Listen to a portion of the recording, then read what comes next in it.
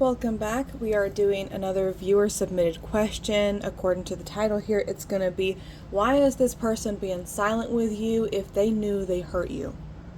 So this person did something to hurt your feelings, to break your trust, and now they're ghosting you, being hot and cold, or just kind of holding back with you in general. Let's talk about the reasons why this person's doing that. So the first one is going to be avoidance.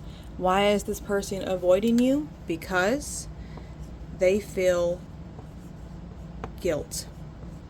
Why do they feel guilty? Because they knew they did something wrong. They don't want to face the fact that they hurt you. So it's easier to push you away than to be confronted with you every day and see how much they've affected you, how much they've hurt you, how the dynamic of the situation has changed. Even if the tone or the energy between you and this person somehow feels off, again, it's making them feel guilty for their actions. They know they need to take accountability, but right now they would rather avoid you than to feel guilty and confront the situation and possibly have to make some kind of change or own up to their behavior. Let's go into the second one. Emotional immaturity. I'm not just saying that they're immature, they can't go to work, they can't pay their bills, etc. I am saying that emotionally this person may be very immature. This could show up in a way that they're just not equipped to handle this kind of conflict or to take accountability.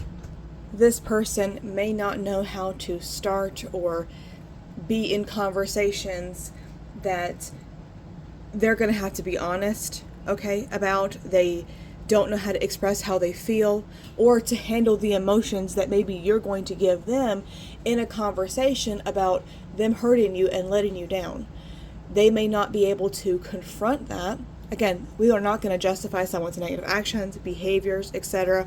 But I want to understand, I want to help you guys dive deep and understand why someone is showing up for you this way or not showing up at all. Over the last 5 years on my channel, this is something that I've always, been really passionate about, is we're not going to excuse their behavior, but if we understand it, we're not going to take things personally. We're going to realize, okay, that person hurt me. I didn't deserve that, but I at least know why they did that so that I can find some kind of peace, clarity, closure if necessary, etc. They may also be afraid of, if this conversation persists, after the fact, that something could come out or be said that they're not really prepared to reveal, or that they may say the wrong thing, or they won't know how to react or respond, and they may potentially make things worse because, again, they may feel that they're not equipped to handle this kind of situation. Let's move into number 3. Number 3, this person could be testing your boundaries. They may be testing to see how much they can get away with. They owe you an apology. They owe you an explanation. They owe you an honest conversation to make up for, at the very least. I mean, that's the very least. That's the bare minimum. That's the start. They may owe you a lot more than that, but at the bare minimum, they at least owe you the opportunity to have this kind of really important conversation, and they're testing the boundary. They're seeing, what they can get away with, They may be trying to gain some kind of control or even leverage over this situation.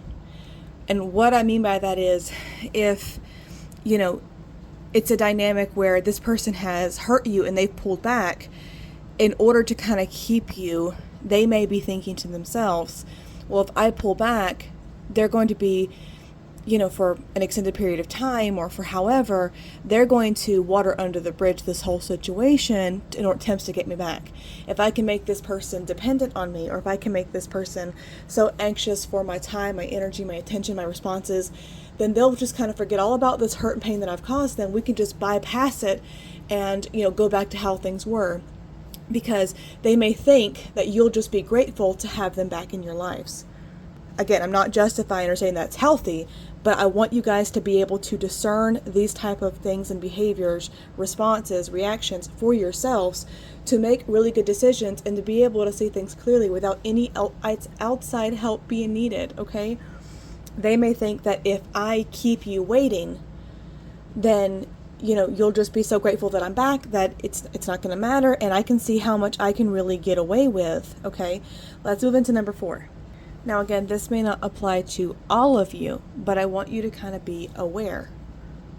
if you found out that maybe they did something that hurt you before, and if this person is hiding something else, and I mean, we could do this as a different video, like how to know if your person may be hiding something from you. I am taking video requests in the comment section of any of my videos. So if there's a specific topic or question that you want me to do a video on, let me know. And I'm compiling a list and we'll get through it, but let me know. But if this person is hiding something, they may be terrified that because of how things have already unfolded, how much they've already hurt you, whatever they're hiding, if you were able to find out about something else, this could come up and it would make things much worse. If they're already feeling guilty, if they're already trying to test boundaries, assume control over the situation, if they're already too emotionally immature to have this kind of conversation about something, it will be 10 times worse maybe if they are hiding something and that was to come to light and they're afraid of slipping up and revealing something that potentially could damage the relationship with you even more.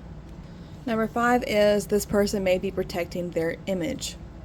And what I mean by that is, I mean, this could really go a lot of ways, but mainly if this person has a certain image they're trying to present to the world about who they are and things like that.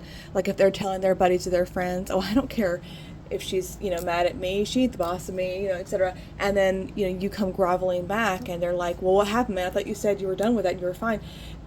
This can show up a lot of ways, but if this person maybe is feeling or afraid of looking weak, maybe they're afraid of looking vulnerable. They don't want their friends or people around them to think that, they're not tough or that these things matter. Maybe they have a hard time being emotionally open and vulnerable, just admitting how they really feel. I really want her back, or I really want him back, or I really want this. They're trying to play this tough guy or tough girl, act. So that's a possibility. Let's go to number 6. Number 6 is rejection or fear of rejection. This person, may be afraid that if they have this discussion with you and you don't take them back or you don't forgive them, that all hope is lost. And so, again, kind of going back into the control aspect of it, if they feel like if I postpone, having this talk or discussion, I'm postponing being rejected. Maybe if I give the situation time or, to breathe or, to heal, it won't be as bad. I'll revisit it when. And it's also possible for some of you as well, if this person has had a similar situation in the past, whether through childhood, past relationships or friendships even, and they were rejected for similar things, they may be also afraid of that happening here. Like, I'll lose all my chances with you, I'll lose all access to you. If I try this now and I mess it up, I'm going to be rejected and there's no saving it. So this could also be a fear that this person is holding on to. But what they're not thinking about is how this potentially may make you feel. You likely feel rejected because they're the ones that hurt you. You're the one that deserves an apology, and they're, protecting themselves first. So let's go into the last one. Okay, and this video is not to hurt anybody's feelings, but I'm going to give it to you straight. I'm going to be truthful. It could be one of these reasons. It could be all of these reasons. It could be a handful of these reasons. I want to give you the tools to trust your own discernment about whether or not someone's wasting your time or showing you respect or not, or showing you genuine love. Number 7, the hardest one here is lack of respect. This person may just not respect your feelings, how you feel about the situation. They may be, putting themselves first. Now, there is a difference between loving someone and respecting someone. So even if this person does have love for you, they're not showing respect to you. And I feel like, when it comes to true love, unconditional love, respect, is going to be involved in that. So this person may have feelings for you, but they may not be showing respect for you. I know that's kind of a hard one to, swallow, but for some of you, this may apply. And I want you guys to leave me comments, leave me specifics. Like if you guys have a follow-up question like, hey, my person is doing X, Y, and Z, but they're doing this. What does that mean then? And we can talk about it, and I'll compile a list of videos and I'll try to get through them. I want to provide this content for you guys to be able to help you build these tools to really read a person and see, how their actions, how their behaviors, may apply to your life and situation, so that you can discern things clearly and know whether or not that person genuinely cares about you and is prioritizing you, or if they're just, leading you, stringing you along. So I hope this helped you guys. Thank y'all so much. Love y'all. Bye-bye.